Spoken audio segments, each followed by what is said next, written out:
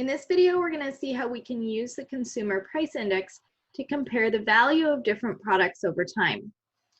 So, when I was maybe 11, I started my first job babysitting, and I had absolutely no idea how much to charge. The family said, "What do you charge?" And I said, "I have no idea. Let me ask my mom." Asked my mom, and she said, "Well, when I started babysitting, I made $1.50 an hour. So probably you should charge $1.50 an hour." Obviously, that was not very much money when I started babysitting, and I was undercharging by a lot because what my mom didn't take into account was the fact that the value of a dollar changes over time. Prices go up over time generally, and because of that, we need to always adjust for inflation when comparing the value of different products, incomes, any kind of monetary value. We have to adjust for inflation. So that's what I'm going to show you how to do here. And this is really useful, not just for this class, but if you have a research paper in another class and you're looking at house prices from 2000 and house prices now, you've got to adjust for inflation over time because the value of a dollar was different in 2000 than it is today.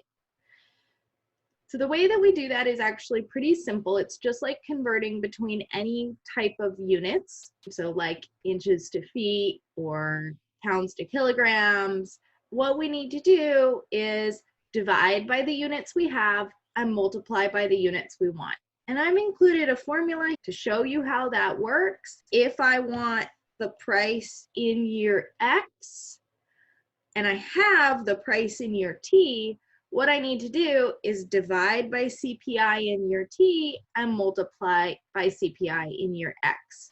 But I don't necessarily use this formula because I think the X's and T's can be a little bit confusing. Just remember, divide by the year you have, multiply by the year you want. We have an example here to see how this works.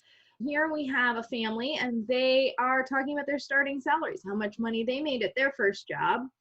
And they want to know who made the most money in real terms at their first job. So, of course, they all remember how much their starting salary was, but that starting salary occurred in lots of different years. And so in order to answer their question of who made the most money in real terms, we need to convert all of these salaries to one specific year. Now, we could answer that question, who made the most money in real terms, by converting the salaries to any year. As long as they're in the same year dollars, whichever one is highest in real terms.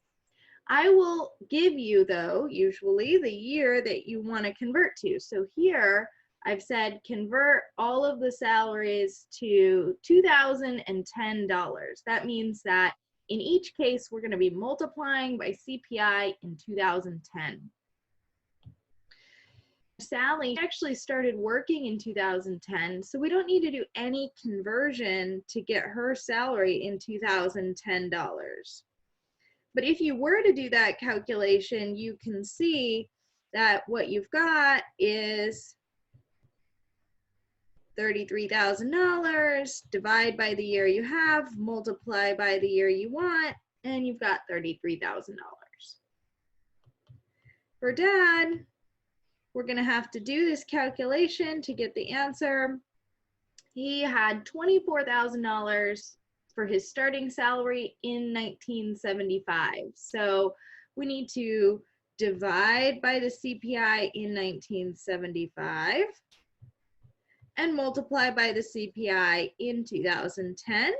And then we'll see that Dad had a starting salary also of $33,000 in 2010 dollars.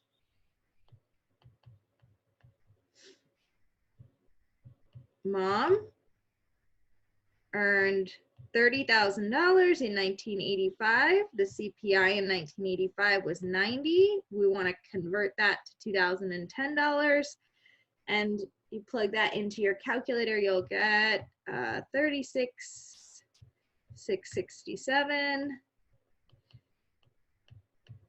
And then sister earned $26,000 in the year 2000 when the CPI was 100. So I'm going to divide by 100, multiply by 110, and that'll give me sister's starting salary in 2010 dollars. And that's $28,600.